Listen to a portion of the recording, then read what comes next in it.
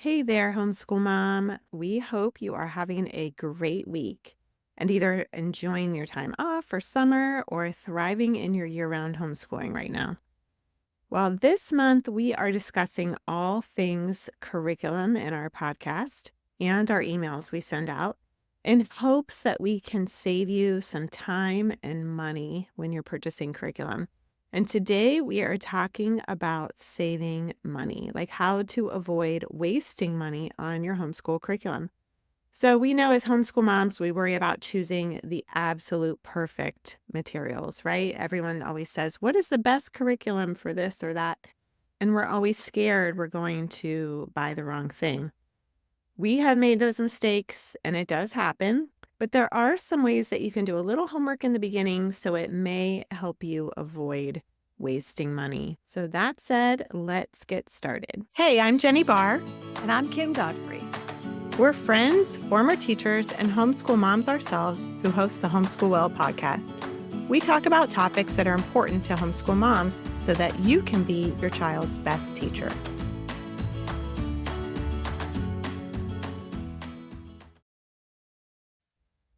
Welcome to the show. This is Jenny here today, flying solo. My partner in crime, Kim, is out enjoying the summer with her family. And so we are just going to get started and dive into curriculum choice and how not to waste money. And I'm just going to give a little disclaimer that sometimes you can do all the homework up front and it ends up still not being a good fit once you start using it. And it just happens. But that is actually a learning experience in itself because as the days and weeks start to unfold and you realize, wow, this method is not at all working for us, it's helpful to know because then that's just something you can eliminate the next time you have to buy and choose curriculum. So now you know this about your family. This is not something that will work for us. One year I bought this American history curriculum that I thought was going to be amazing. And it seemed well laid out and it seemed simple. And so I thought, oh, this will be perfect for my two boys who were around the ages of maybe 9 and 13. Well, it turned out it was so boring and we hated it so much because it was written more like a textbook in an informational way instead of written like a narrative story that we could just really get into. And we had been using Mystery of History in the past, which is written in a story way. And so this was so dry compared to that. So I ended up just using the table of contents to decide what topics we were going to study next. And then we would just Google the topics and watch videos instead of doing the book lessons. We used like Amazon Prime and videos on history.com to finish the year out. It was way more interesting than using that boring textbook. We were able to sell it later, so it wasn't a total waste, but it also taught me that anytime I learn history, I want to make sure that whatever I buy it in a story type way, in a story type fashion, like a narrative way, so that it's interesting. Lesson learned, right? So what are some things you can do ahead of time before you buy to avoid getting something that you end up hating? Well, we have 3 quick tips that may help, and it's never perfect. Like I said before, sometimes you will end up purchasing things that don't end up working out for your family, but that can be a good thing because then you'll just know in the future this kind of stuff does not work for us. So, when you are ready to buy, do these 3 things beforehand. Number one place to start is CathyDuffyReviews.com. And we've talked about this before, but it is a good place just to start to go and look at this huge wide world of materials and kind of narrow down some things that you want to start with. Once you do that, you can check out some curriculum company websites and YouTube to look inside the curriculum and hear reviews of what people say. I actually like to see the pages in the book, like see the table of contents, the scope and sequence, how everything will be taught. And so you can actually do that on some sites like christianbook.com, rainbowresource.com, amazon.com. And sometimes when you do watch some of these YouTube videos, people will flip through the beginning of the book and all the way through the curriculum so you can get an idea of what's inside it. So that's a good place to start. Number 2 is, if at all possible, try to check out in person what these materials look like. You can look at used book sales, conventions, homeschool stores if you have any nearby, and try to take your kid if possible, especially if you have an older child. We were just at the Florida Homeschool Convention a few weeks ago, and it blows my mind every time. There's just so many materials there that you can get your hands on and flip through. It can be a little overwhelming. So if you do something like that, you probably need to have some choices narrowed down before you go to convention.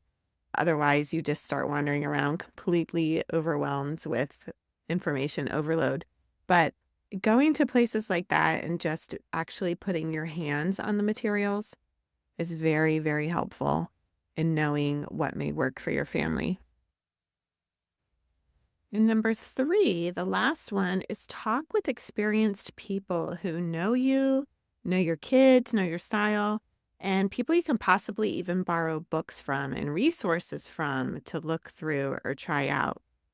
For example, I was so grateful for Kim that I could do this with her when I first started homeschooling, because I had spent years as a reading specialist buying curriculum for my school, but I just had no idea when I decided to homeschool on my own what other curriculum was out there besides just a couple things that I had used at our hybrid school. So I was so grateful for Kim because she had a teacher background as well, but she had worked with all kinds of kids with different abilities. Plus, she had homeschooled way longer than me.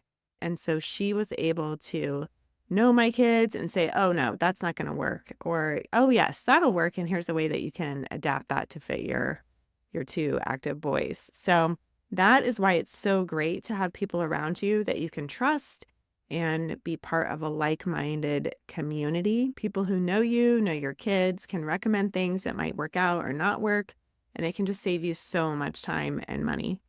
And we just want to put a little plug in here that if you are not part of any community, we invite you to check out homeschool.com. We are an online community of Christian homeschool moms, and we have live meetups and a private forum that's so convenient to be a part of because it's all online and you can just get help when you need it. By far, getting help from experienced people who have curriculum that you can see and touch and borrow and have input for you because they know you is really the best way to try it out and avoid wasting money on things that aren't going to work. So just to recap those 3 tips again.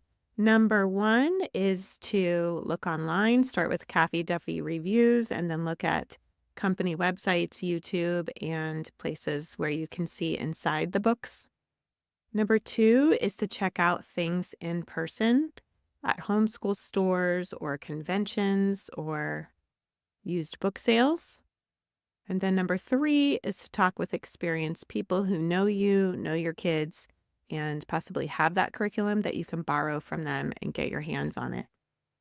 Okay, we hope this was helpful for you today. And if you are just getting started homeschooling, we have some free resources for you that will help you along in your journey.